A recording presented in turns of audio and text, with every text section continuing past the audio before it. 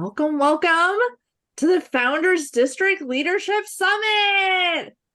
I thank everybody for taking time out of their incredibly busy days to join us here. I love our summits because we really get the opportunity to learn about the different roles. Many of us join Toastmasters for various reasons. But what keeps us in Toastmasters and what keeps us motivated?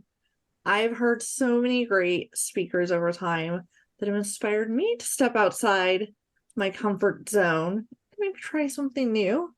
Tonight we will talk, or today I should say, we'll talk about the various roles in Toastmasters.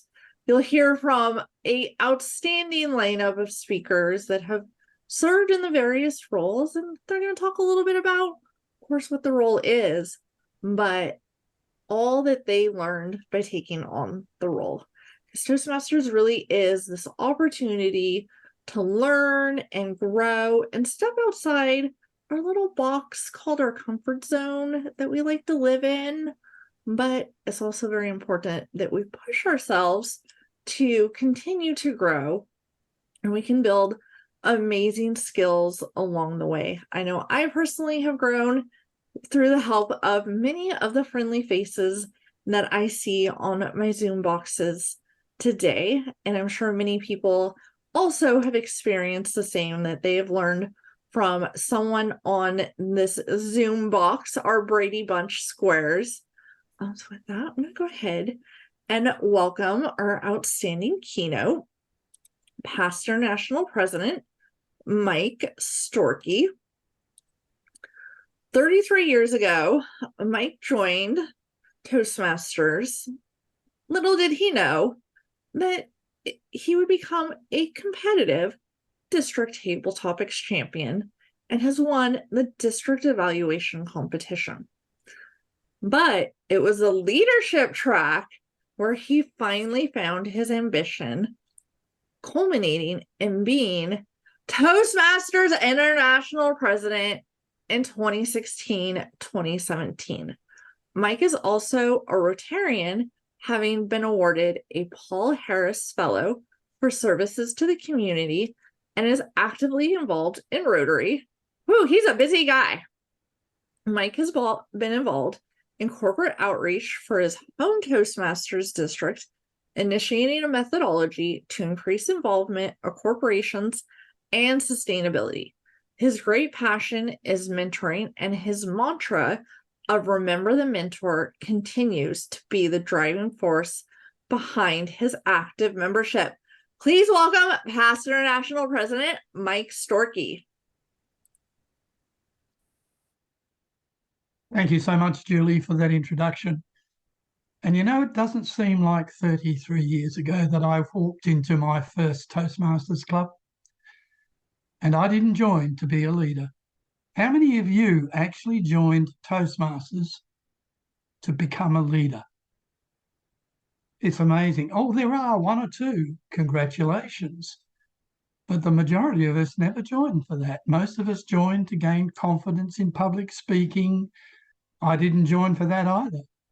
I joined with my wife to do something socially, because we lived in a little resort town on the coast of Queensland, where during the day the sun shone, the sea was a beautiful blue, and you could surf, you could swim, you could sail. But at night time there was nothing to do, because the only thing to do was to go to nightclubs or go to the local hotel. No picture theatre, no 10-pin bowling alley, and I believe there still isn't today, 33 years later.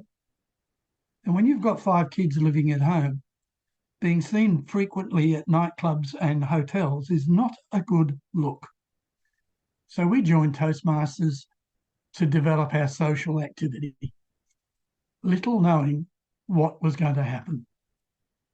Now, I have to say at the outset, everything that happens in Toastmasters starts at the club level.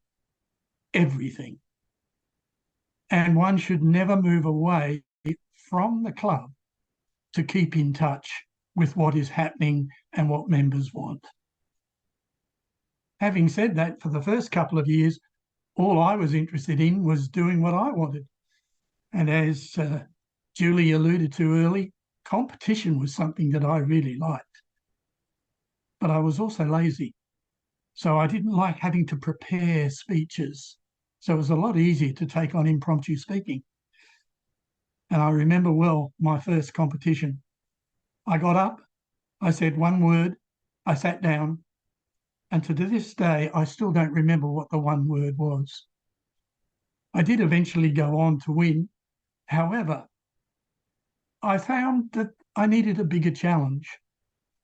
And my original mentor, who I also still speak to on a regular basis, said to me, "You made a promise when you joined Toastmasters." And I said, "What was that?" And she said, "To take on a leadership role if called upon to do so by the club." Funny how you forget things you want to forget. So I admit to a little feeling of guilt. So I looked at the roles that were available. What was the one that was going to be the least onerous? Vice President membership. The club already had 32 members, so that wasn't a challenge. Vice President education, that looks too busy by far. Vice President public relations, nah. So I put my hand up for Vice President membership.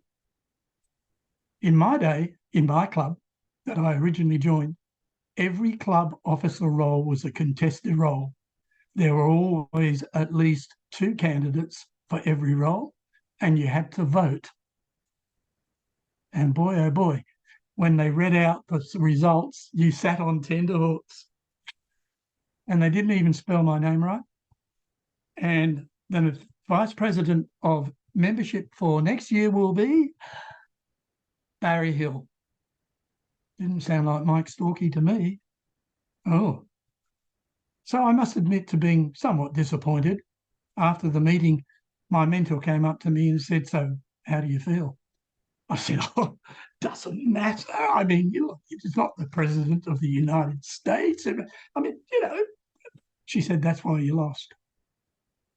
And those words stung me into action because I hadn't taken it seriously. I hadn't made the commitment to justify being appointed or elected to the role. And I'm afraid my fellow members could see that.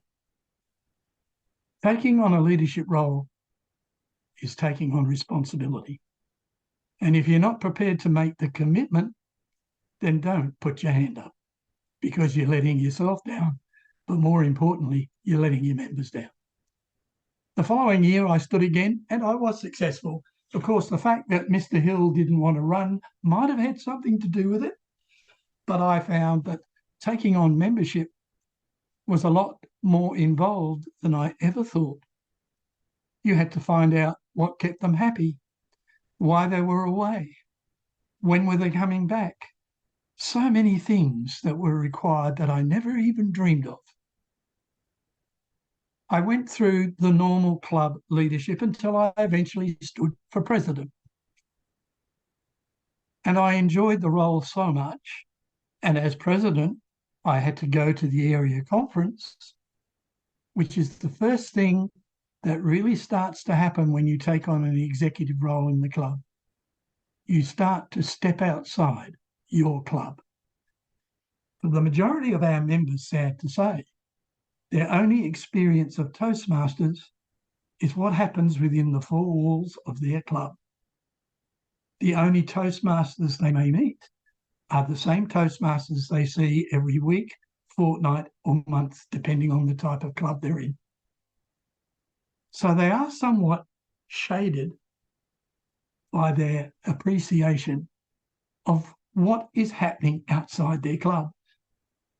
And whilst everything that happens in Toastmasters starts at the club, there is a whole wide world of experience just outside your club. And I suddenly found out that whilst I enjoyed being club president, it had whetted my appetite to find out what further avenues there were. So I put my hand up to be area director. Now, in our district, And in our area, we never had less than 3 or 4 candidates to be area director. And it was an election at the area council that then recommended to the district director who would be the area director. Of course, in my day, it wasn't called director. I'll show my age, it was area governor and district governor. But of course, that's all changed. But the roles have not.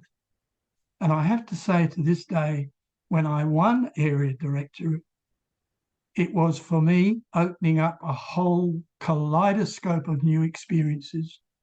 And having held most roles in Toastmasters, I still find that for me, the most satisfying of all was that of area director, because it got me out of my club to meet 5 new clubs members and suddenly expose myself to new experiences, new thoughts, and new ways of doing something. And that is such an eye-opener. Well, from then on, I was hooked. Division director was a natural to go to, once again, an election. And then I really had to think. Our district is based in Brisbane, but extends all the way to Papua New Guinea. If you're going to take on a district officer role in the club growth director, the program quality director, and eventually the district director, then you better be prepared to travel, because we're talking about travelling 2,000 to 3,000 kilometres to visit clubs within your district. That requires a big commitment. That requires a great deal of effort and time. And I was working full-time at the time. However, I am competitive by nature. And yes, whilst winning a district competition in speaking is a great accolade, and I take my hat off to those who do it, winning a district role at a district election is a commitment you make for a whole year, and a commitment that takes you far, far away from your comfort zone. So the first 2 things I say to all of you, and I'm so pleased to see you cover all leadership roles, starting at the club and moving right through, is that you need to step out of your comfort zone. And that usually means you have to step out of your club. Then you have to step out of your area and step out of your division and into your district. If you step out of just your club and fulfill your club officer roles, congratulations. People that annoy me are the people that say, no, leadership's not for me. And I say to them, so what leadership role have you held? Oh, none. I don't like leadership. And I say to them, well, how do you know? You haven't even tried. Because I can tell you, I was not inspired to be a leader, except for a nagging mentor who got in my ear and said, you made a promise. And she opened up my eyes to a whole new world I never knew existed. If you step out of your club and into your area, congratulations. It will open your eyes and broaden your experience. And let's remember, what is Toastmasters all about? It is not about making better Toastmasters. It is about making better people who learn the skills they learn at Toastmasters and take that into their careers, their community, and their family. And that's what leadership teaches you, how to be a better leader of your community, to serve your community, to serve your club, to serve your organisation, to serve your family. Oh, if only politicians of today were compelled to be Toastmasters first. We would probably have a lot more saner decisions made and a greater respect for our politicians. And respect is something a leader has to earn. It is not conveyed simply because you hold a title. And that is something I learned through Toastmasters. There is no I in team, and most of the leadership roles Even at the club level, when you are the president, you preside over an executive team who preside over a team of members. There is no I in team. It is all about your members, and it doesn't change the higher up the leadership chain you go in Toastmasters.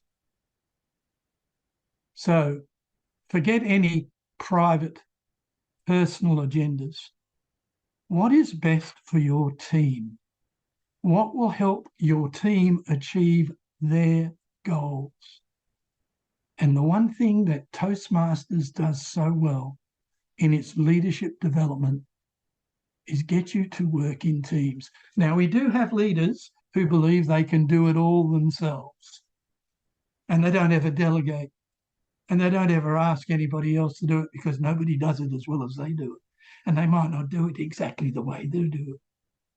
But are they developing those in their team who aspire to go on to further leadership? No, because they're not giving them any opportunities to develop their leadership skills. Delegation is one of the greatest skills you can learn as a leader. I do have a little list of 12 items, which are called the Leadership Dozen, and they're attributes leaders should encourage developing during their leadership journey. And if you'd like to contact Julie, I will ensure I send it through to Julie so she can distribute it to whoever would like to get a copy of it. Let me briefly just read you what's on it.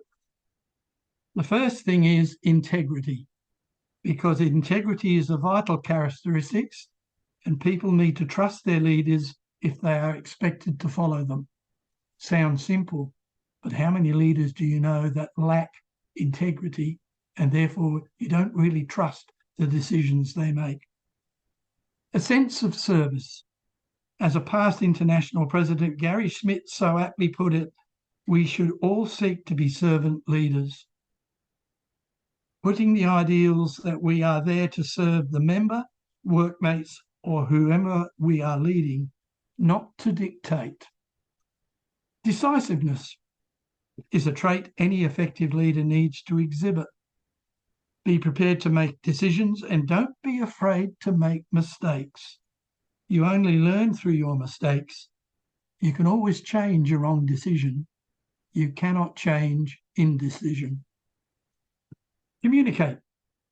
Effective leaders have to hone their communication skills, and taking on a leadership role gives you more opportunities to speak than when you're just allocated specific speaking assignments in your pathways roles. Their words have to guide, infuse, inspire, and motivate an often diverse group of individuals to achieve a common goal, without which it is merely trying to communicate an impossible dream. Be a good listener. Always be prepared to listen to your team or members and make sure you fully understand what they are saying. The abilities to communicate. Surround yourself with talented people and be sure you recognise their achievements. The ability to delegate. Effective leaders must be able to delegate successfully. The leader of a team is just one person, and therefore the need to utilise the abilities of others is paramount in accomplishing the task at hand. An effective leader is not a one-man band, but a member of a team whom they inspire to achieve the desired results. Remember, team, T-E-A-M, stands for together, everyone achieves more. Motivation, the spark that inspires the team. They allow them to step outside of their comfort zones and develop new skills, and expect and exercise their expertise. I spoke earlier of a sense of responsibility. Becoming a leader in whatever capacity is taking on additional responsibility. You are responsible to those above you, working with you, and to yourself for achieving the desired result. As the leader of any group, the buck stops with you. Don't try to please everybody. It is an impossible task. After listening to those you trust, decide on an appropriate course of action and follow it. Few effective leaders are liked by everybody. The measure of effective leadership is achieving, not winning a popularity poll. Dare to be different. Remember, if you always do what you've always done, then you will always get what you've always got. As Henry Ford said, the definition of insanity is doing what you've always done and expecting a different outcome. And the final one is flexibility. Flexibility is a key characteristic in an effective leader. Situations are constantly changing, and to be an effective leader, a leader must be able to adapt to changing conditions. Having said that, my leadership journey stopped abruptly after my year as immediate past district director. Why? Because my district did not become distinguished during my year, and I felt a personal sense of failure. I didn't believe that to be an international director, one could aspire to that role if your district was not distinguished. So for 9 years, I put aside any future leadership role. Oh, I did area director once again, and I took on a district parliamentarian and a few other roles in district. But as far as stepping out and stepping up to the next level, it was not for me. That is until Gary Schmidt admitted he had not been a distinguished district director, yet I found him an inspiring Toastmasters International director and leader. I took up the challenge again. But those 9 years were not wasted, because in those 9 years, I joined 2 or 3 more clubs. I found out far more about what members wanted and were aspiring to. And it strengthened my belief that no matter what leadership role you take on, the need to stay connected to your membership at the ground level keeps your feet on the ground while your head may be in the clouds as a leader. You need to know what your members want, because that is what it's all about. Achieving your members' goals, whether it's the Club Distinguished Club Program, the Club Success Plan, the District Success Plan. The only ones that achieve those goals, it's not the club, it's not the district, it is the individual members of the clubs that achieve the goals that make clubs distinguished, areas distinguished, and districts distinguished. And how often we forget that. It is the members that make it happen.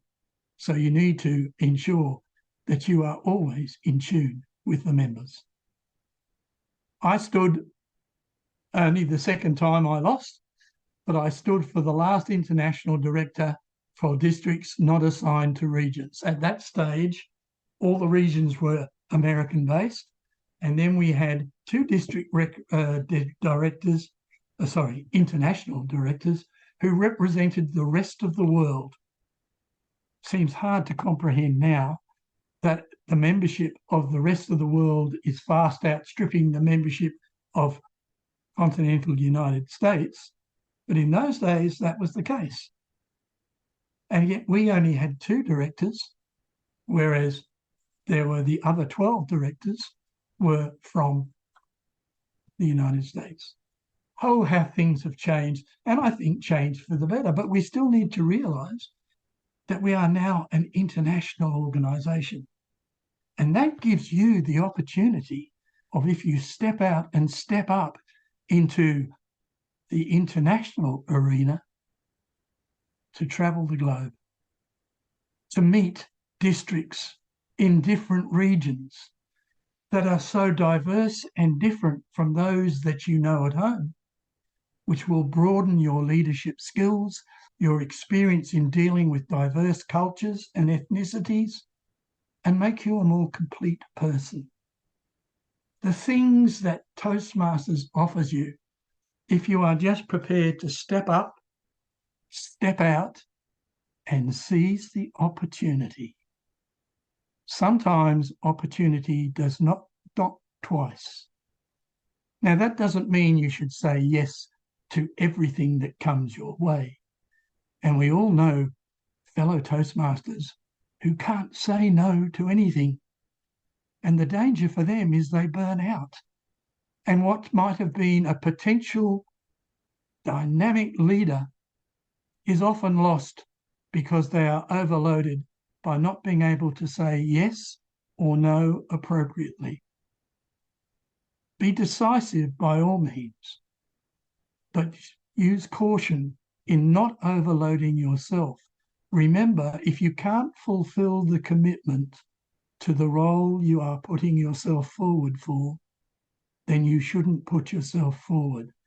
And that means a commitment in Toastmasters, your career, your family, and your community, all of which have to be considered before you say, yes, I'm putting my hand up for that role. But if you decide to say yes, then give it your all. Don't go at it like I did in the first role of Vice President membership, where really it didn't matter if I won or not. I only did it to keep my nagging mentor happy. And it showed. But when you really want to do something and you really, really set your mind to it, you'll be amazed how far you would go. If someone had told me when I walked into my first Toastmasters club that a wet behind the ears real estate salesman in a little country town of no more than 3,000 permanent population, situated nearly 2,000 kilometres away from the base, would one day end up being the international president, I would have laughed. Actually, I would have called for the men in white coats to come and take them away. But I wonder who's laughing now. In the group that are here today, and in the group that will take on leadership roles in your district, may well be a future international president. Who knows? And until you walk that leadership path and reach the destination that only you can determine, you'll never know. And for me, never knowing if is something I never want to know. I'd rather know no rather than if. So I commend you all for attending this wonderful, wonderful leadership summit. Learn from your leadership experience. Be prepared to step out of your comfort zone, step out of your club, step up to a new and challenging role, and seize the opportunity. Back to you, Julie.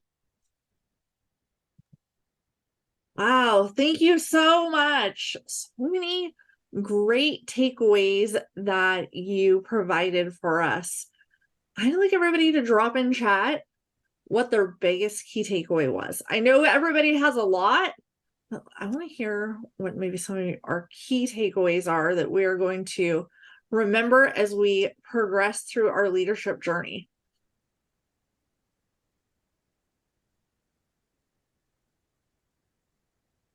There are a lot.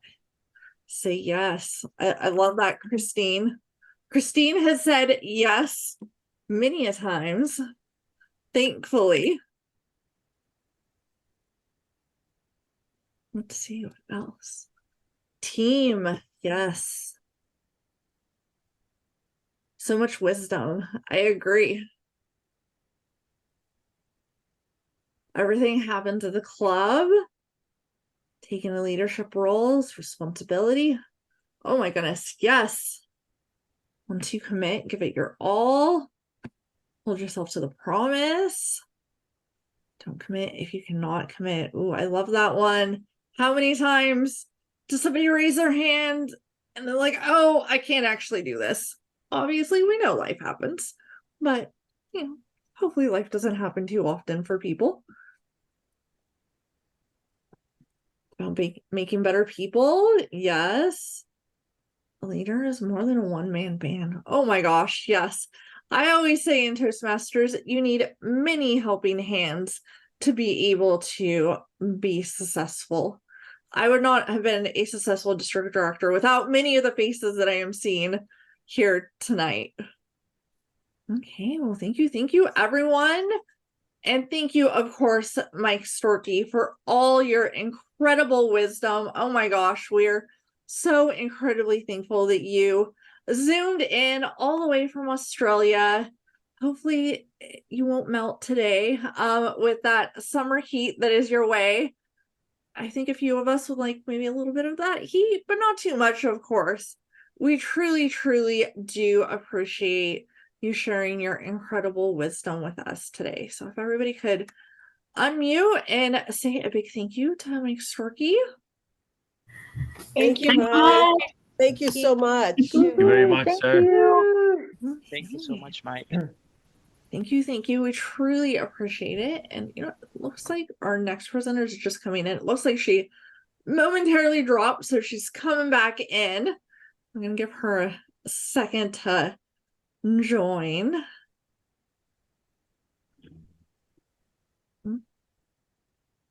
Okay, Linda, do we have you? Okay, we have Linda. I am honored that our next presenter is Linda Robinson, who was our Toastmaster of the Year last year. Linda has served in many roles and truly been a helping hand for the district. She's been conference chair, LACE chair, multi-time club officer. Linda is truly that amazing helping hand that many of us could not live without. And oops, I don't see Linda on my screen anymore. Did we lose? Oh, I see Linda's camera off.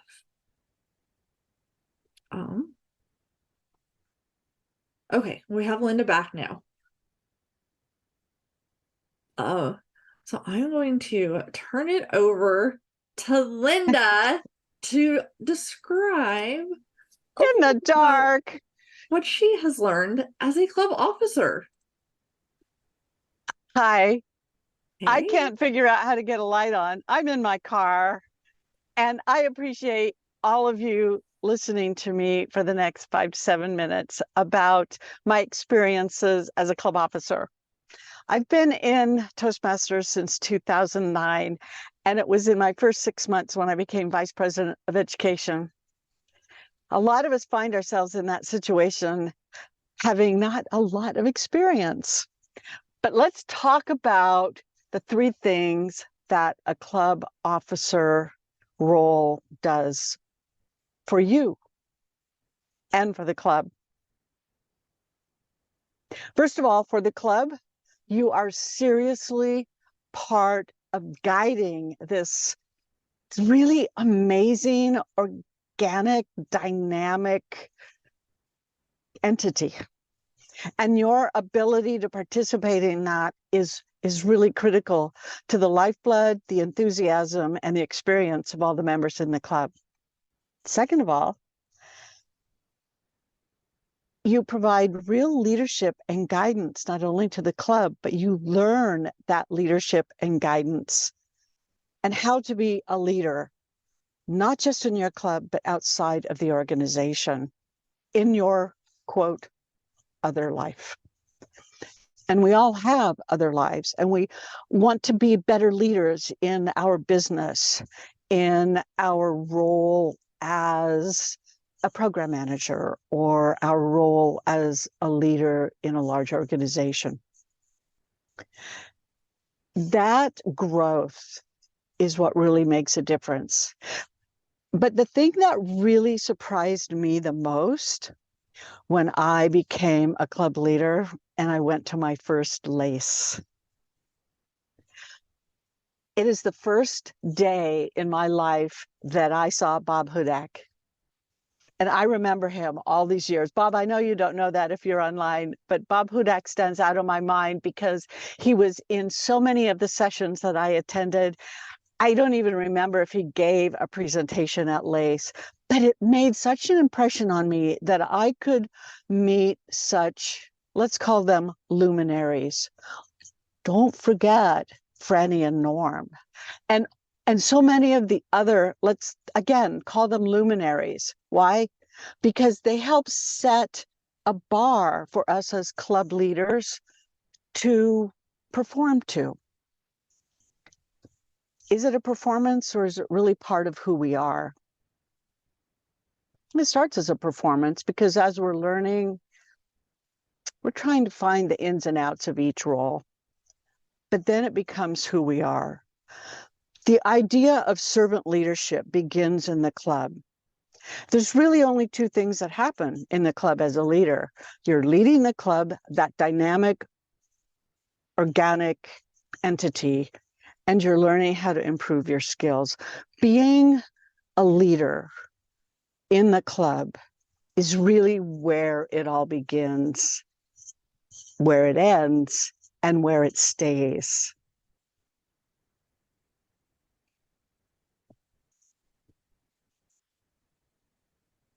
The ability to influence as a club leader is one of the most important aspects of leadership. Treasurer, you have a critical role in influencing members to understand the value and make their payments on time. Secretary, you have a critical role in influencing the other officers to ensure communication to the club on all of our deadlines that's made, and lists and everything else are updated on time. And of course, we have a president. I like being president the most. Why? Because being president, you have the opportunity to create a vision for your club. That vision can be a subset of the club's mission, but it helps the club find a common place and move forward in that together. And then the leadership of the president to the rest of the executive leadership team is so critical for the club to feel that camaraderie, that guidance, that wholeness that a club can feel when they have a leadership team that's functioning like a well-oiled machine. Club leadership is different for everybody in terms of what their role is, what their expectation is. We have LACE that helps us really understand the tactical aspects of what the leadership needs to do for our clubs and can do for us.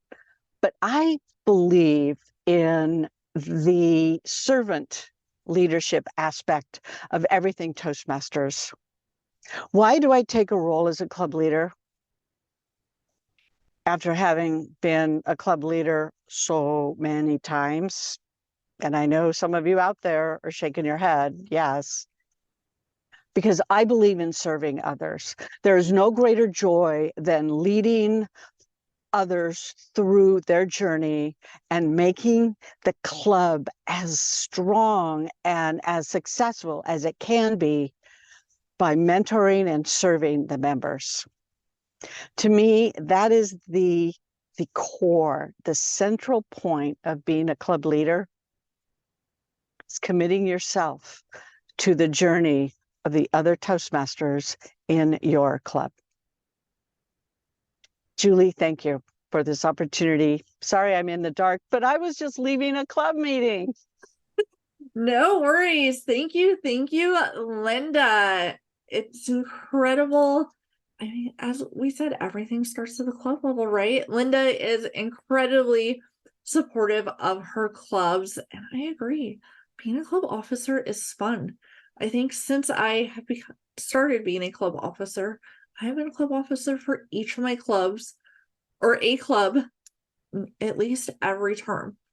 It's a truly special experience to come together with ideally 6 other people. I know sometimes officers double up, but it's such a special opportunity to join with others and work with others that you wouldn't necessarily have the opportunity to learn from if it weren't for Toastmasters. And of course, yes, we get to see our fellow members, but the opportunity to work with them and learn from them is a truly special experience. So I want to ask everybody to drop in chat. For those that have been a club officer, what was the most rewarding aspect? And for those that have not been a club officer, which I'm pretty sure many of the faces I'm seeing have been a club officer, I would like you to say, yes, I would like to be a club officer. I'm inspired, right? So let's go ahead and drop in chat what has been the most rewarding aspect of being a club officer. And if you have not, I hope that you have been inspired today.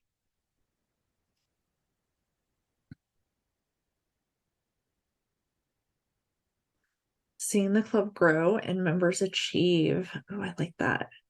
Being part of members' growth. BPE is fulfilling. I love planning. Inspire fellow club members to step into a meeting role.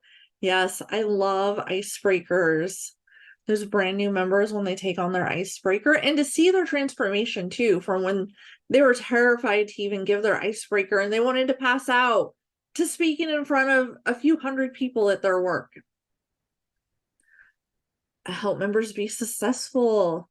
Helping a brand new member achieve her goal of speaking to her Chamber of Commerce in the first 5 months. Ooh, that is a good one. Networking and being a team member. Influence, change, and difference. Learning new skills. I never thought I would learn public relations skills. And Dinah is the VP of PR for my club and is doing an amazing job. It's amazing how Toastmasters can teach us new things that we can apply to our personal lives, our professional lives. Learn that a secretary can evaluate a doctor. Yes, everyone can be evaluated as Toastmasters. We all have the opportunity to grow, right? Love being a club officer because we have amazing teachers. Yes, that is so true. And I think that's one of the things about being a club officer is if you have taken that role once, it's the opportunity to take on a different role the next term, but mentor the person that took your role and continue to support others. So I think that's one of the best parts about being a Toastmasters club officer. Is highly rewarding. If you have not been a club officer, I suggest that next term you run for club officer because it is truly an amazing experience and you will learn so much through it. And if you have been a club officer, I encourage you to take on a different role that maybe terrifies you a little bit, to step outside your comfort zone and to step into something new, to challenge yourself to grow. So thank you so much, everyone, and especially to Linda for providing us all the great insight into why it is so special to be a club officer. Okay. Our next presenter tonight is Distinguished Toastmaster and our current program quality director, Jean Cassidy. Jean is going to talk a little bit about the area and division director role. And Jean has been President's Distinguished in both of these roles. And Jean was even President's Distinguished during the pandemic. So I think Jean has some great tips and tricks to share with us. And I know Jean definitely puts members first. So please, Jean, share with us a little bit about the role and what you have learned. Thank you, Julie. Fellow Toastmasters and very welcome guests. I'm looking out here. How many of you have considered district leadership in the past and then talked yourself out of it? How many have you served in district leadership before and are here to learn more? Great. Well, this presentation is for you then, and hopefully you'll be able to relate to my first experiences and possibly even become inspired as you learn more about district leadership. Well, I've been in Toastmasters for almost 3 decades, not as long as Mike, but almost. But I feel that Toastmasters has been in me for only about 2/3 of that time. And what I mean by that is that it's only now that I'm able to clearly articulate how significant the program and my fellow Toastmasters have been in my transformational journey, ultimately leading to the best version of myself, which is still a work in progress, by the way. When I started in my corporate club, all I could do was to commit to Toastmasters 1 hour a week during lunch for our weekly meetings. I just didn't have the bandwidth to go outside the club until I was able to finally rid myself of my part-time job, which took me away on weekends and that type of thing. So over time, I had served in all 7 club officer roles multiple times, but I had never been to a contest. I'd never attended a special district event or anything that was held on the weekend, like club officer training. Yet we would often get district leaders visiting our club, and I was drawn to this thing called DTM, the Distinguished Toastmaster title. You know, people that had earned it seemed to have a certain confidence and composure about them. And I secretly wanted to pursue this DTM thing once I completed that part-time work, giving me more time to explore this whole district leadership track. According to Maureen Zapata, a DTM and contributor to the Toastmaster magazine back in December of 2017, after surveying dozens of current and past district directors, she identified 4 primary reasons why people take on the district role. Someone asked them or challenged them to do it. It fulfilled the DTM requirement. They desired stronger leadership skills. And they loved and wanted more of Toastmasters. Yeah, those are good. But I'd like to add to this list that by becoming a district leader, you start a transformational journey leading to the best version of yourself. By investing time and learning your role, learning more about the organization and its values, building relationships with club members, and putting others first to achieve their goals, you are becoming a more authentic person.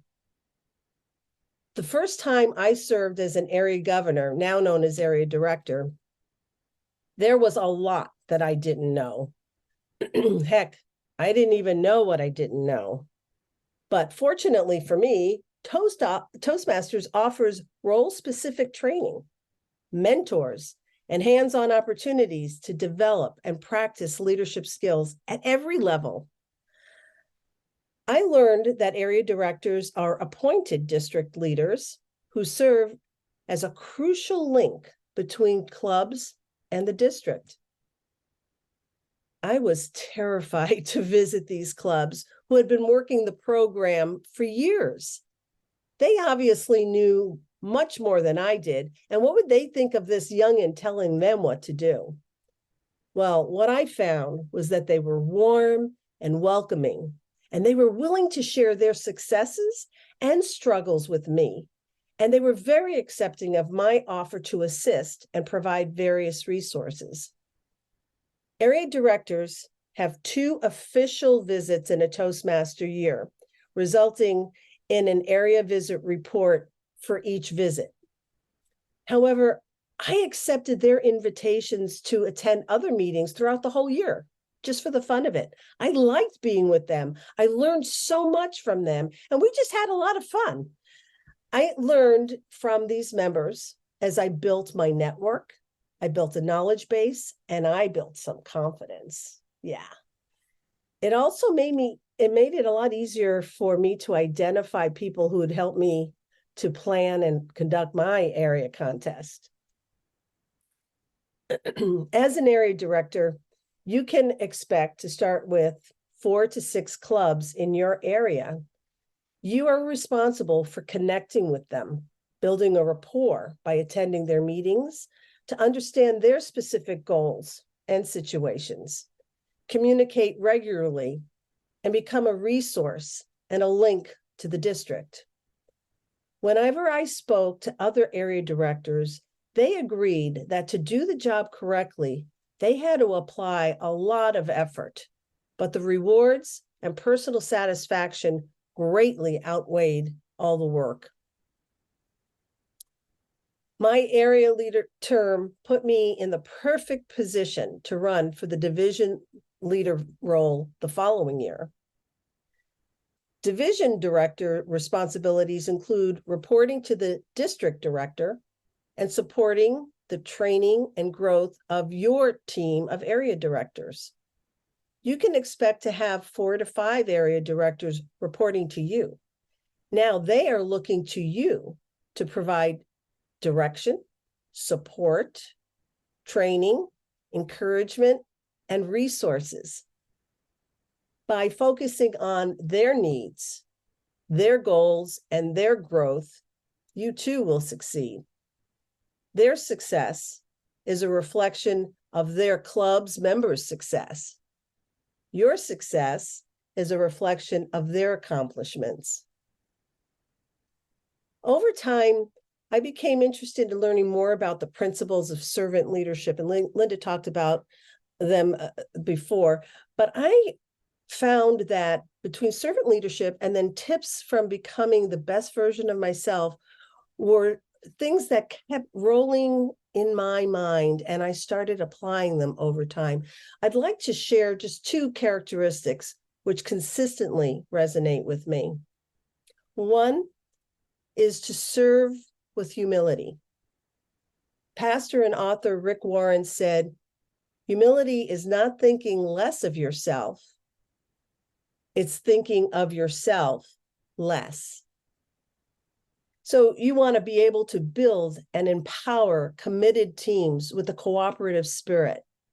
Recognize that every leader has room for improvement, including yourself.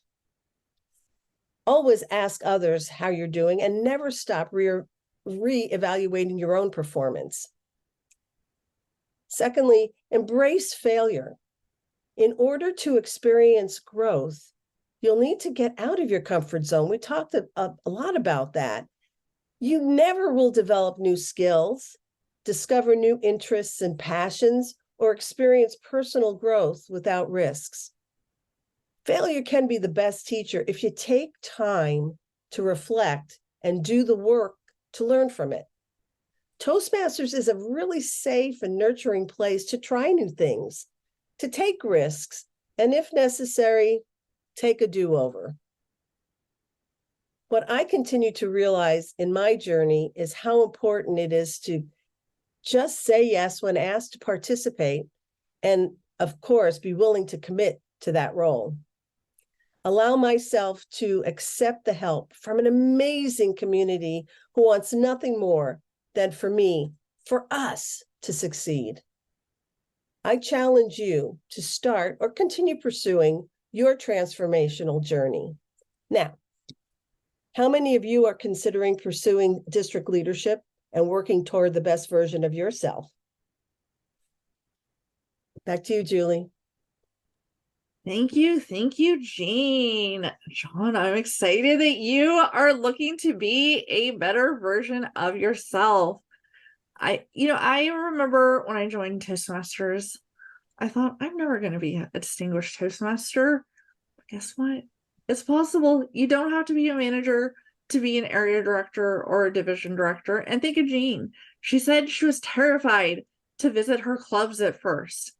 Now she's your program quality director and routinely helps support clubs with programs.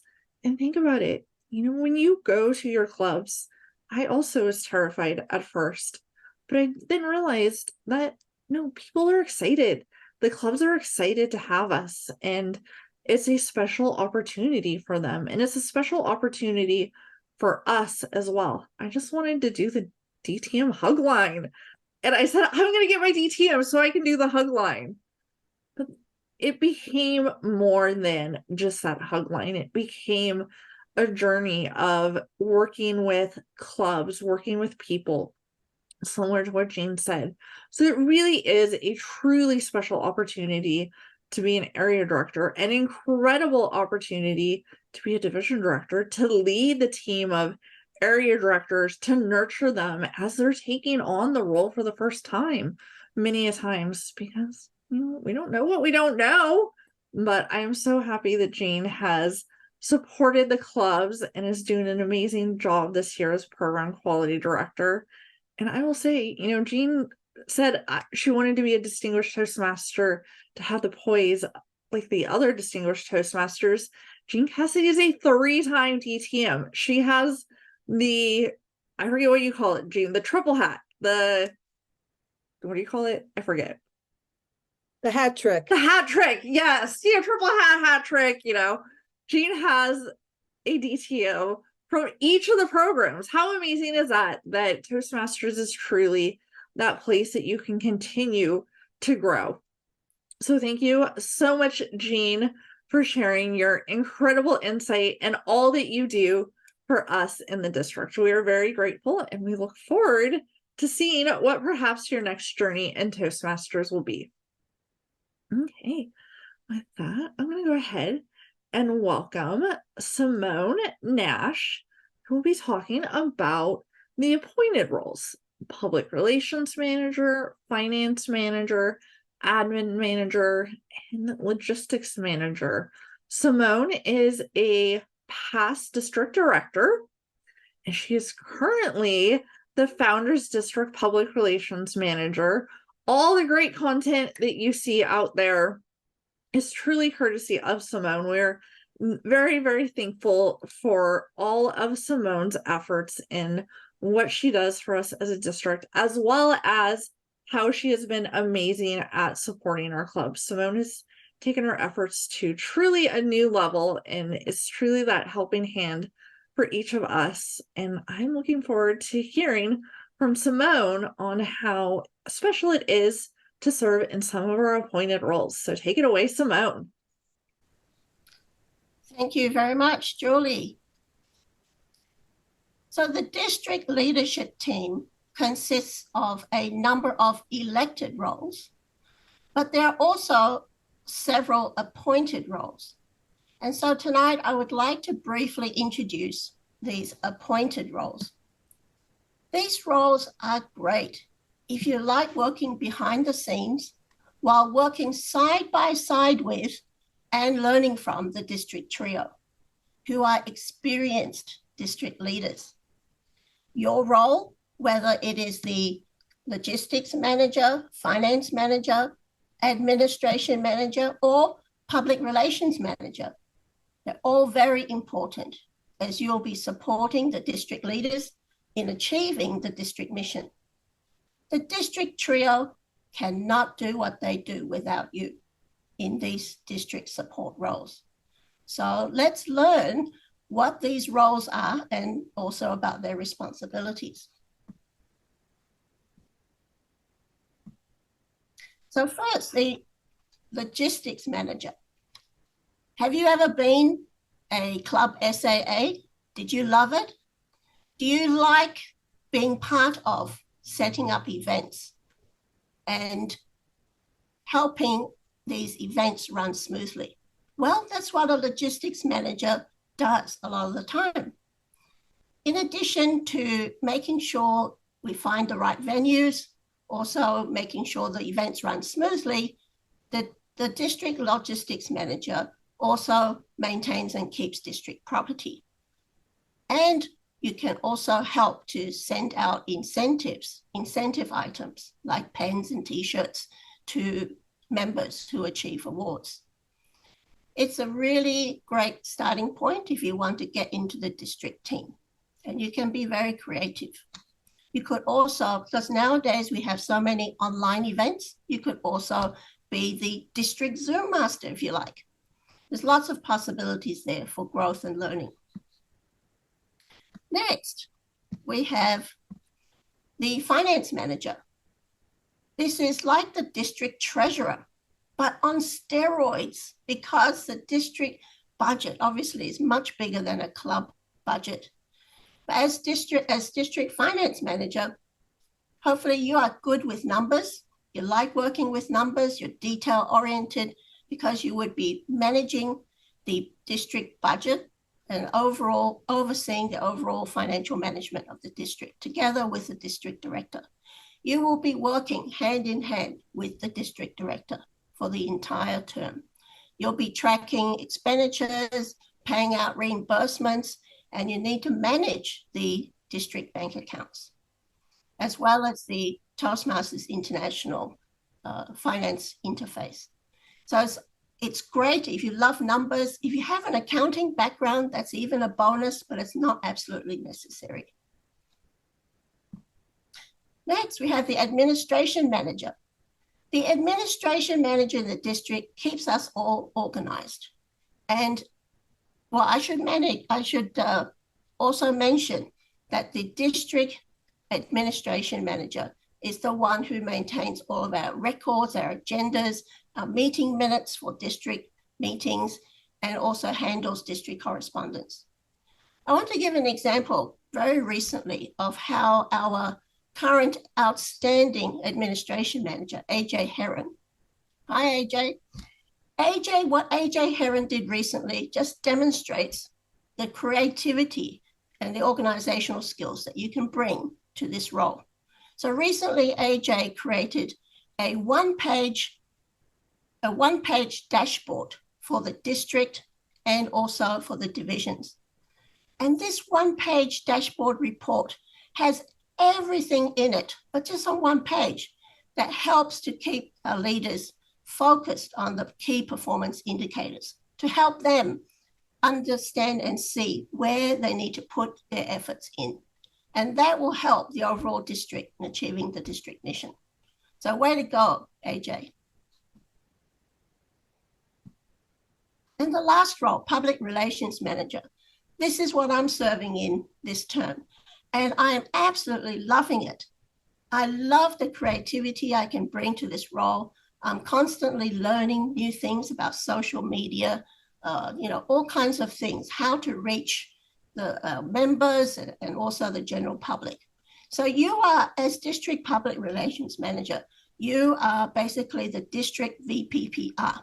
Did you love serving as VPPR in your club? Well, maybe this role is for you. In this role, you are the voice of the district.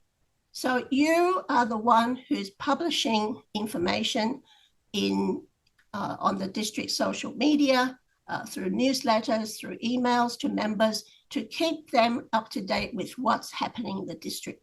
What events are coming up, like district training events like LACE, open houses, district conference, and also a lot of other training events happening in the district.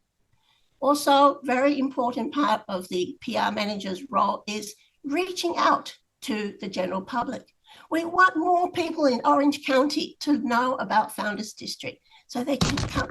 Oops, I'm too excited. So they can come in and join our district and join our clubs. That's what it's all about. So if you're interested in serving in a role in a district, but you want to maybe start with working a little bit behind the scenes, but you want to be right beside the trio, the experienced leaders, and you want to have a role where you can bring your own creativity and learn a lot at the same time, it can be a stepping board for other roles.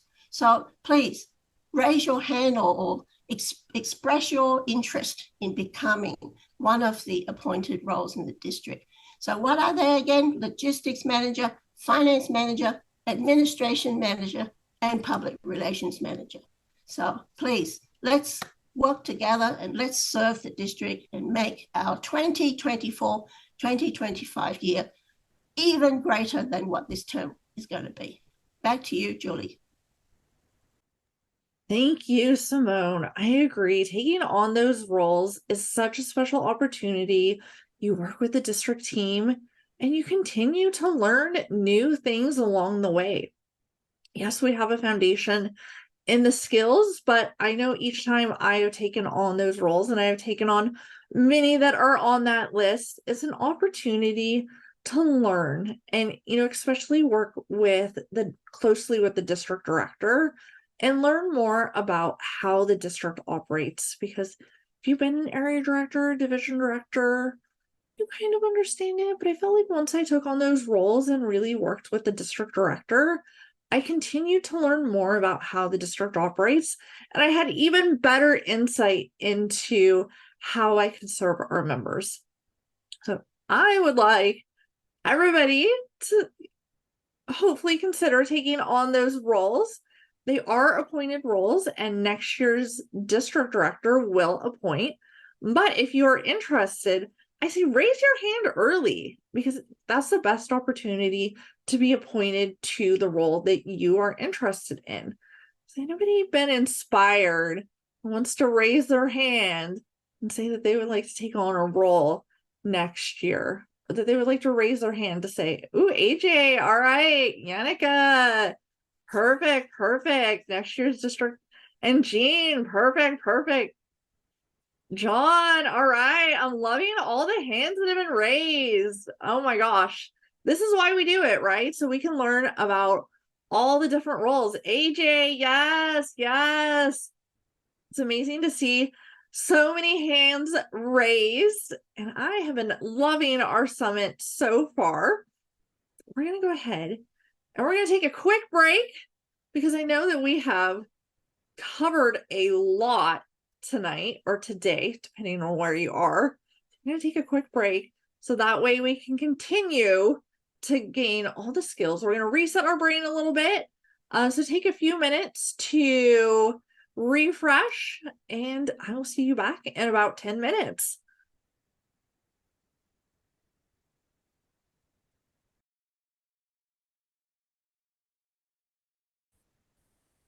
All right. I'm glad to see that everybody has made it back. You didn't get lost during the break in your big mansions that Toastmasters has helped you afford. Toastmasters has advanced our skills, right? We all have mansions now because of Toastmasters. So thank you everybody for returning. Our next speaker also is amazing. Why? Because she also shares my name. We many a times connect.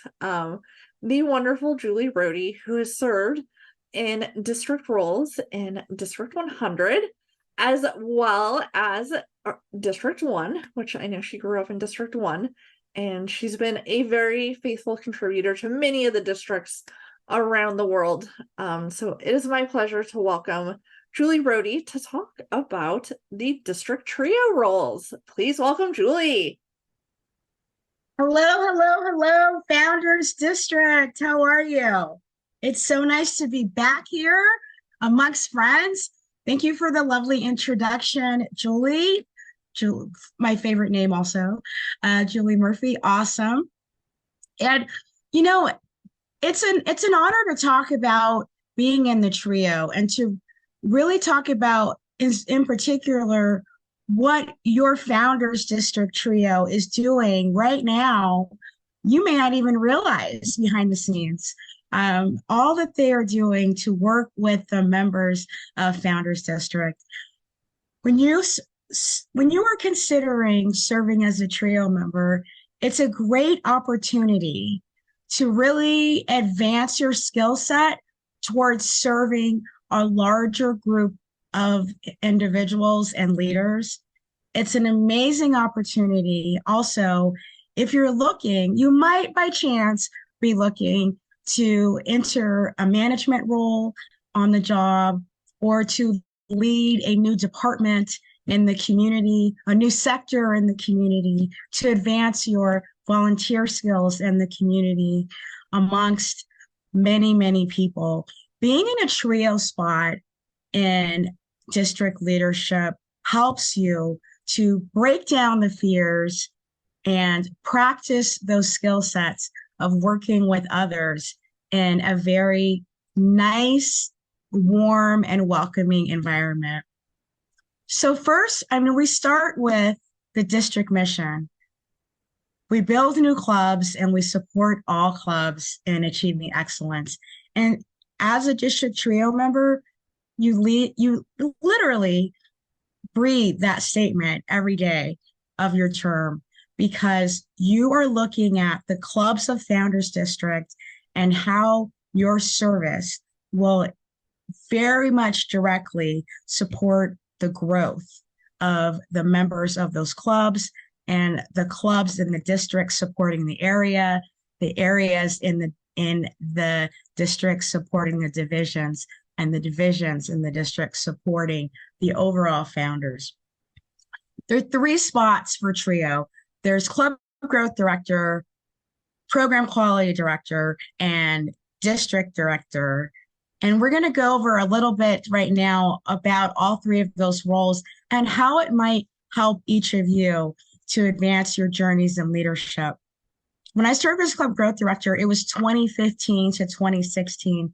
I had the honor of being elected in District 1, and it was an amazing experience because I brought in a few skill sets that I might have already known.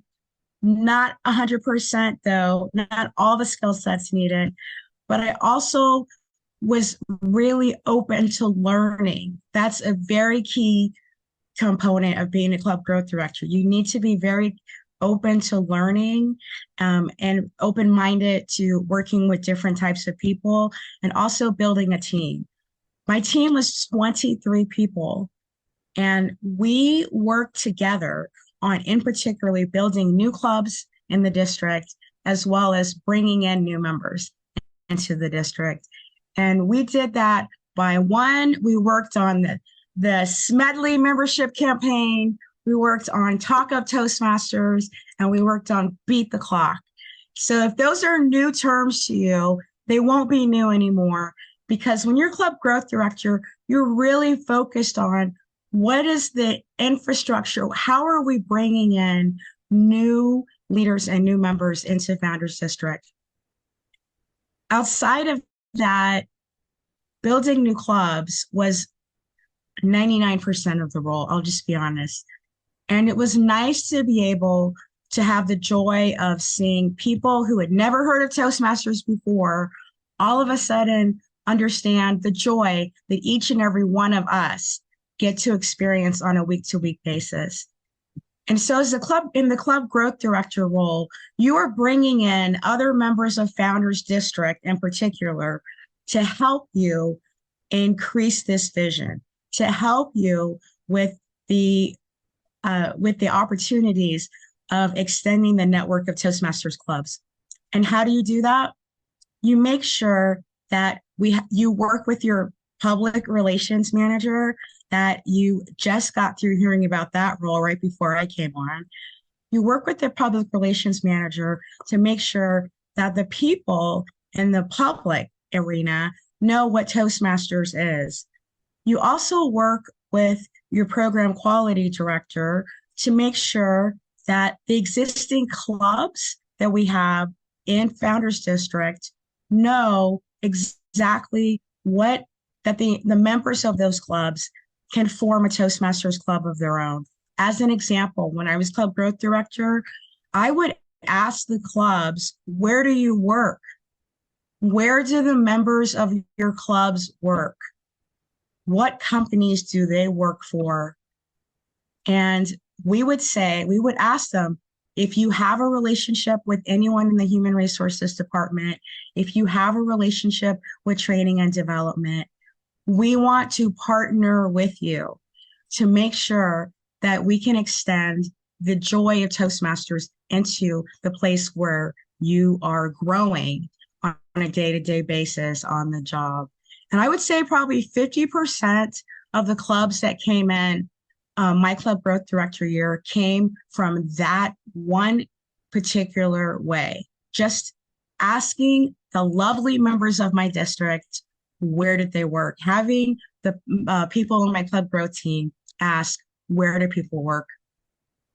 And it was such a joy to hear that and start to process the feedback that was coming in. You also work with your program quality director and your district director on the district success plan. And that was magnificent, because as you're stepping into any type of management role in the real world, you have to be used to planning. I'm a financial advisor for a living. I love planning. It's what I do for a living. I've done it for 25 years. In Toastmasters, we develop a sincere planning skill set at the club level, the club success plan.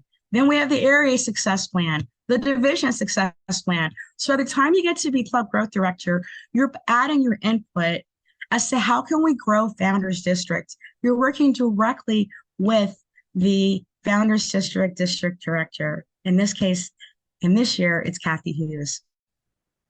You have a ton of training that Toastmasters International gives you. And I personally benefited from that training magnificently. I felt really well supported by Toastmasters International, as well as the past district governors and directors of my district that were teaching me what helped them when they were serving in my role. And our region advisor, my region advisor, when I was in the trio, is on this call right now, Linda Ray. When I served as program quality director, I'm going to transition into that role.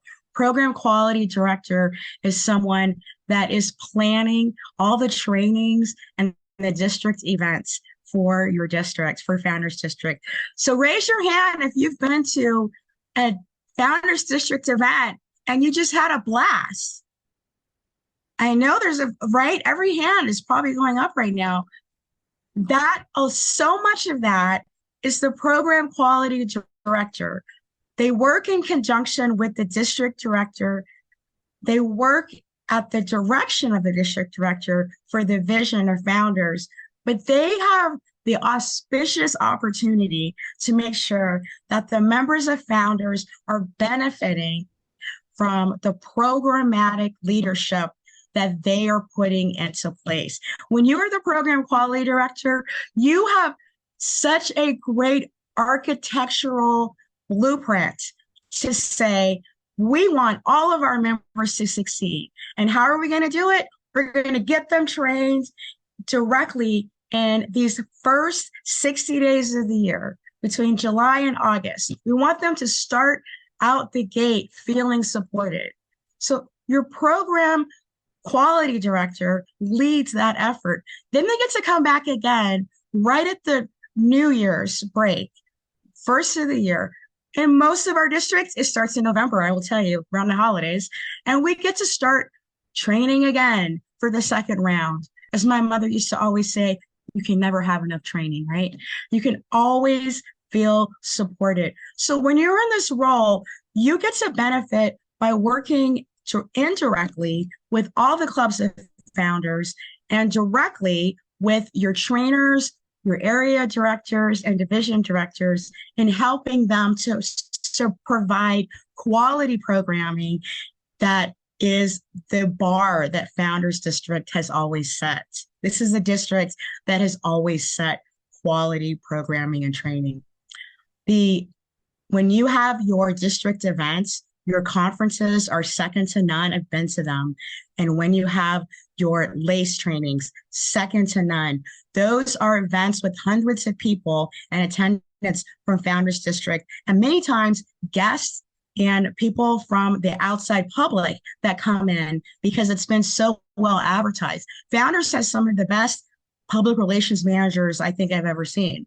And so you guys bring in people from the outside to harness and understand what we do in Toastmasters, but you also do a great job of making sure our members feel supported. So those large 100, 200, 300 person events and Founders, that's a program quality director. And they have a committee of no less than usually 40 to 50 people at the RUM, just leading that effort and making sure. So if you're someone who's like, I need more development in being project manager oriented, you're going to want to either join the program quality director's team or put your name in the hat to actually be the program quality director if you've taken a little bit of prerequisites in planning events in the past and also in serving as an area director, division director, and Founders. So think about the program quality director role. I personally loved it, was able to extremely benefit from it, helped pick a keynote speaker for one of our district events that went on to be the Golden Gavel recipient for all of Toastmasters International 6 months later. So you can take that role as a program quality director to many, many different areas. District director, El Capitan of Founders District. You have the opportunity to have the fiduciary responsibility to make sure that thousands of members are benefiting from the Toastmasters promise. That is what the district director does. And how do you do it? You are leading and developing a team of anywhere from 40 to 60 people that are your area division directors, that are your managers that we just heard from my colleague right before I came on.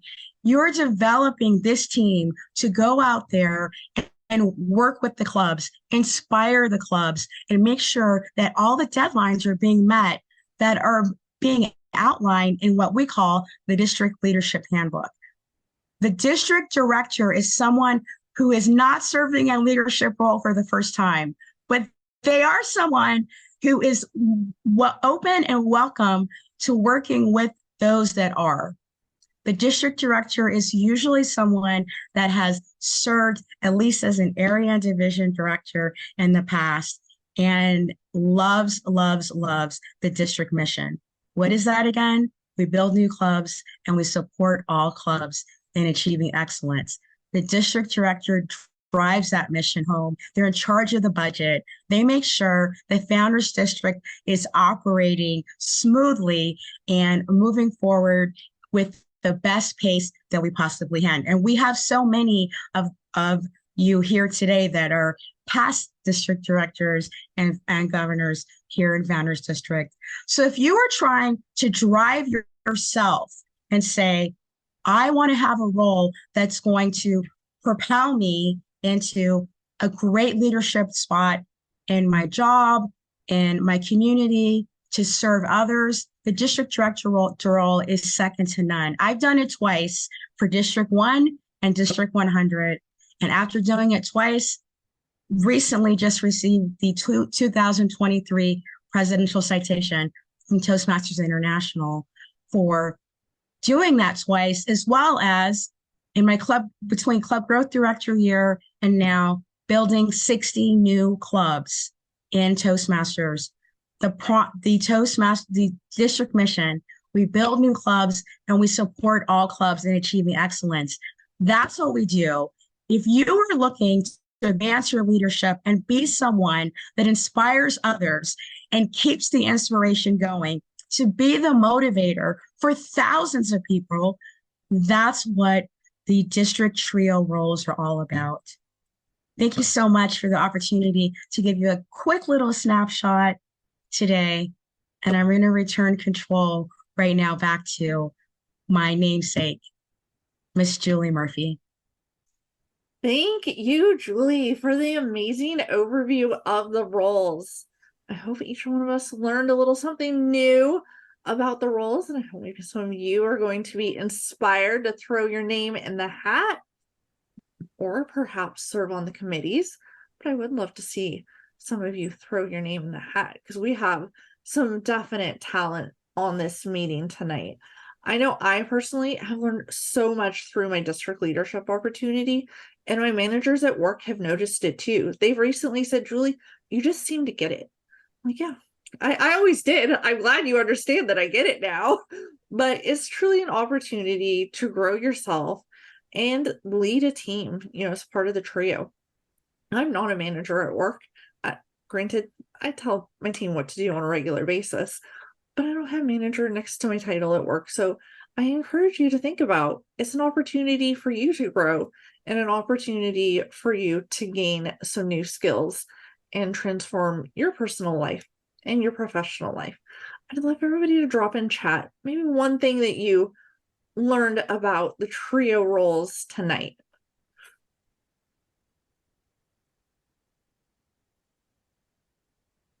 Anybody like to drop in chat? There's so many great things that I think everybody learned that they can't summarize it in one thought. Because I know I learned after serving in these roles, I definitely learned some new. Greg, Scott, See your hand. Yes, I'm sorry I'm late, and I wish I could have been here for the whole thing. I'm sure there were some great presentations on service leadership and what it can do in your lives going up the leadership path, as well as serving our organization and understanding the reverse triangle of service. I am the District 12 chair of the leadership committee, so I joined in here to try what I could at the last to learn how you're doing it, so I could go forward in District 12 to hold a good leadership committee meeting coming up soon. Great. Thank you. Thank you. Thank you, Greg, for all that you continue to do for the districts. And thank you, Julie, for continuing to uphold that district mission in the We Build New Clubs to bring the value of Toastmasters to new people. We're very thankful to have both of you here tonight. And Julie, thank you so much for all that you shared with us. We're very appreciative of all that you do for us. Okay. Our next speaker tonight is past International Director Richard Snyder. Let's see. I saw Richard. Richard, are you able to turn your camera on? Oh, good. I am here. see However, Richard are we still doing Region Advisor? Did I skip it? Oh, I'm sorry. I skipped Region Advisor. Thank you for keeping me on track. We all can't wait to hear from Richard Snyder, that's all. I want to hear from Region Advisor too. Apparently I am just all out of order because Julie was so inspiring that I've lost my moment. So thank you for helping keep me on track. And I am very excited about the Region Advisor role because it really is a very special role. And especially as someone that I've been part of the trio, the Region Advisors have truly touched me. So I am excited to have Linda Ray talk about the Region Advisor role. Her favorite part is watching members grow in ways they did not believe possible through Toastmasters leadership at every level. Linda served as a district coach chair, district extension chair, area director twice, and in all three trio roles. Her District 26 was distinguished in her district governor year. She served Founders District as Region Advisor during the 2017-2018 term. Linda is here to share the joy of serving as a Region Advisor and why you may want to consider serving as a Region Advisor as a future goal. You'll be amazed at how it can benefit you and your career. Please welcome Linda.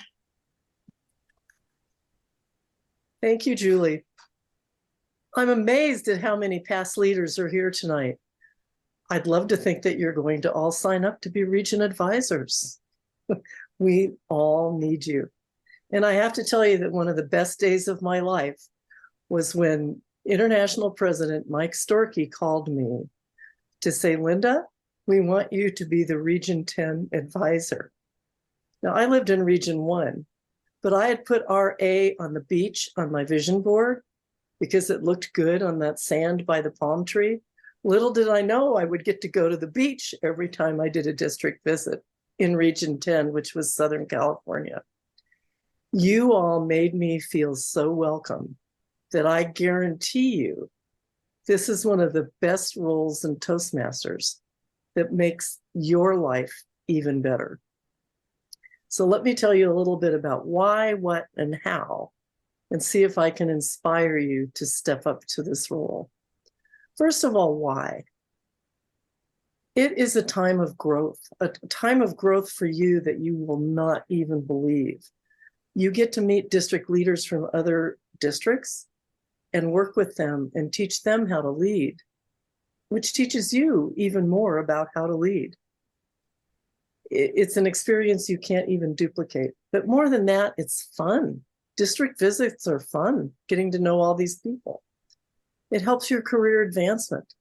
It actually helps the district achieve their goals. And so you get to listen and help, which, I don't know, you all have served districts already. You must love helping Toastmasters. The what? What do you do as a Region Advisor? Well, as Julie said, at least twice in her presentation, you help them fulfill the district mission. 2, build new clubs and help all clubs in achieving excellence. We all have that memorized by now, don't we? You also help them with their district success plan. You review it. I can remember reviewing it with Mike Storkey when he visited my district in my governor year.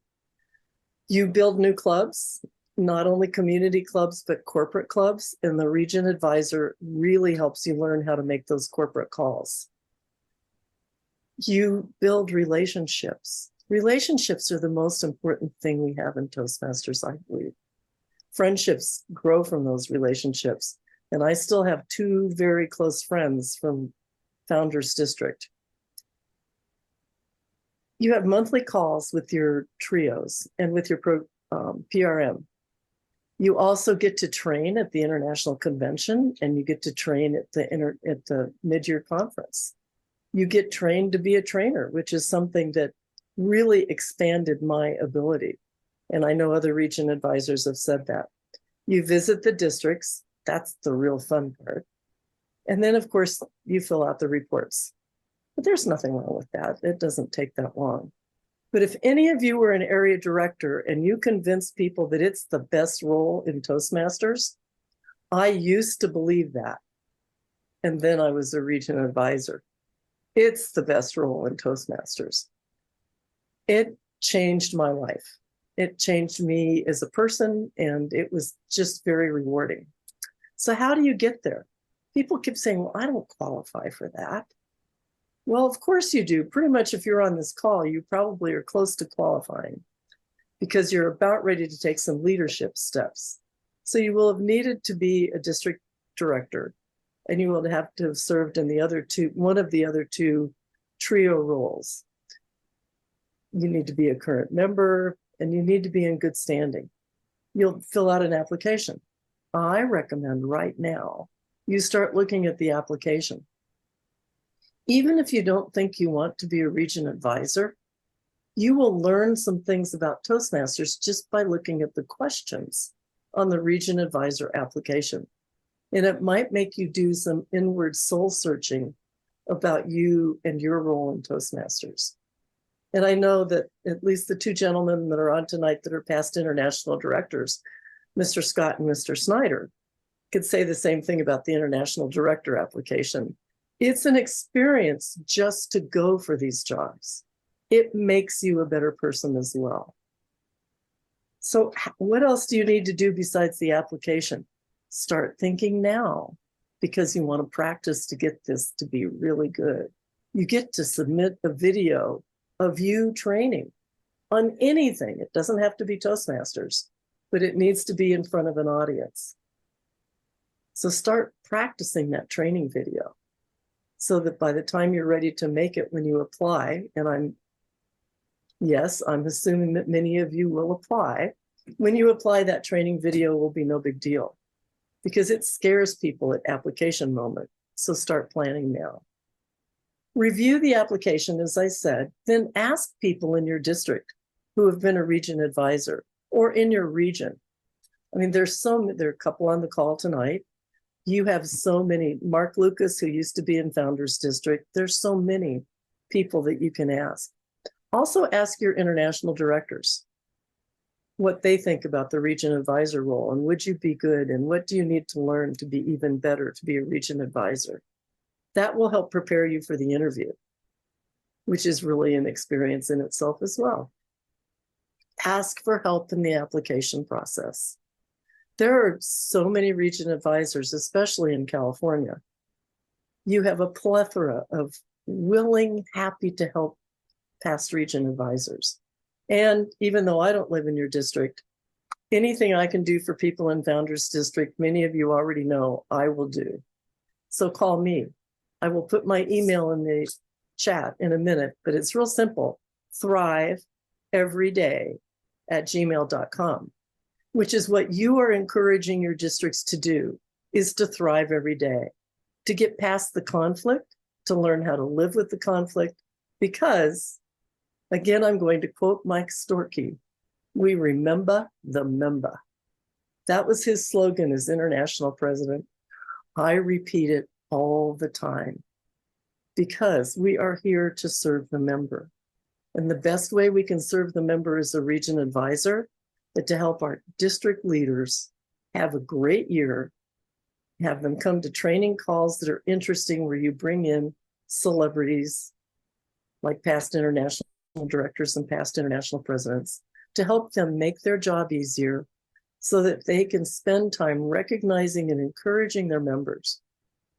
So I didn't give you all the details. There is a 37-page Region Advisor Handbook. I invite you to look at it. No, I don't have a green screen, so it disappeared for a second. And it will tell you everything you need to know. And don't get scared when you see how much there is, because this is your growth. Think of your resume when you finish being the TRIO member and the region advisor. Who wouldn't want to promote you? So I want to promote you to region advisor. I want you to reach out to me. I will be happy to help you all the way through the process if you want, or introduce you to other region advisors that will. We are here to serve members. We are here to grow. All these people on this call, I have watched many of these people help other people grow. I can't wait to watch you do the same thing. Thank you for everything you've done. Thank you for teaching me tonight how to do a leadership summit, because I just happened to be the leadership chair in my district this year. And other things that I've learned. I learned how to use Trello from the Founders District Program Quality Directors. You had two because you were splitting when I was region advisor. So you will learn from your district people as much as you are teaching them. Have a great journey. Get on the path. No, it's not part of Pathways, but it is part of our path as a Toastmaster. Let me know how I can help you. And all the best to you in your Toastmaster journey. Wow. Thank you so much, Linda, for sharing how special the region advisor role was for you, because it truly is. I know as a district trio, it's truly a special person in our lives that helps us on our journey. And Linda, I'm pretty sure your inbox is going to be full of many requests, because we have a lot of talent on this meeting tonight. I really encourage everybody to think about stepping outside their comfort zone and taking on that region advisor role and making a difference in someone's life. So thank you so much, Linda. Okay. And Richard, I think it's now your turn. Okay. Great. We have Richard back. Oh, did Richard disappear again? I saw Richard and I think he disappeared. I'm having troubles with I click on the video. It's there it goes. I think there I'm finally it. Okay. And if for some reason we can't see you, I mean, well, we always love to see you because it's special to have you here. Your message is just as important as well. So please help me. Oh, go ahead, Richard. Go ahead. Oh, please help me welcome Richard Snader, past international director. Richard is one of those people that has inspired me along the way to be a better version of myself. I've had the opportunity to be in a club with Richard, and he's truly a phenomenal person, and I've had the opportunity to work with him on some various projects. So I'm very excited to have Richard here today to talk about how special being an international director is. So Richard, take it away. Thank you, Madam Immediate Past District Director, President Storkey, Region Advisor Brady, District Director, Founders District Director Kathy Hughes, Program Quality Director Jeannie Cassidy, and Club Growth Director Ken Spears, and all past and future leaders who are with us tonight. Each of you inspires me. Thank you for your service and continued service to this great organization. What do you do after you serve as a district director? For example, like Julie or some of the others, Kathy Hughes is currently serving. I wondered that a number of years ago. And I continued to serve in chair roles. And then one day, somebody asked me why I hadn't run for international director. I have the passion. I love the organization. As a teacher and in the organization, Toastmasters, I love working with people. And that really opened my eyes because I had thought about it, but this individual, somebody I respected a lot, is one of those, I see something in you. And it was one of those moments. And thank goodness they saw that something in me. And I see something in each of you that you can do it as well. It takes a year, a minimum of a year to run. I did it twice because I loved it so much. My first year running, I ran against actually somebody from Founders District and was soundly defeated. But it was a great learning experience. And that's one of the great things about running. You learn, you meet leaders from across the world, Toastmaster world. You talk to Toastmasters across the world. And it really helps you when and if you become elected as an international director about the concerns they have. Because that's one thing that we really do as directors and region advisors is we listen. We listen a lot. Some of the responsibilities of being international director: upholding the mission of Toastmasters International and serving as its ambassadors. And once you're a director or international president, you're an ambassador, or region advisor, you're an ambassador for life. Developing organizational strategy, policies, and ensuring their implementation. Approving and overseeing the budget and financial matters. Incorporating members' needs into organizational decisions. And while Mike's on, I love his theme, remember the member. And I think we all need to do that. It's so important in leadership, remembering the member is on top of our pyramid. And 5 is the one I didn't care for, but let's face it, in today's world, it is very important. Handling significant member disciplinary matters. And I always remembered something I learned from one of my mentors, Greg Scott, and so many others. And making difficult decisions, we do what's best for the organization and what's best for the member. I was very fortunate when I served. I served from 2007 to 2009. 2-year window. As an international director, you're helping make policy that literally changes the future of our organization. When I was on the organization, when I was on the board of directors, we were looking at increasing, going from 8 regions, all in North America, and one region they called DNAR, districts not assigned to regions. So that would be 18 international directors, and there were 5 international officers for a total of 23. It was a large, at that time, quite large. We had 2 international directors from each region. The first year we weren't ready. We didn't feel like we were quite ready to put it for the members to vote. So that's something we also have to keep in mind. As an international director, it's always what's best for the organization. And the president, I know he wanted to move forward, but he just didn't feel like that was the right time. So we put it off for a year. We continued working on it.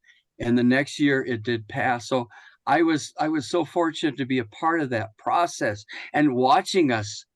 And it, I think it was a great for our organization, moving from really a North American organization to a worldwide organization where we've leveled the playing field much more than what we had, that all members are receiving international officers.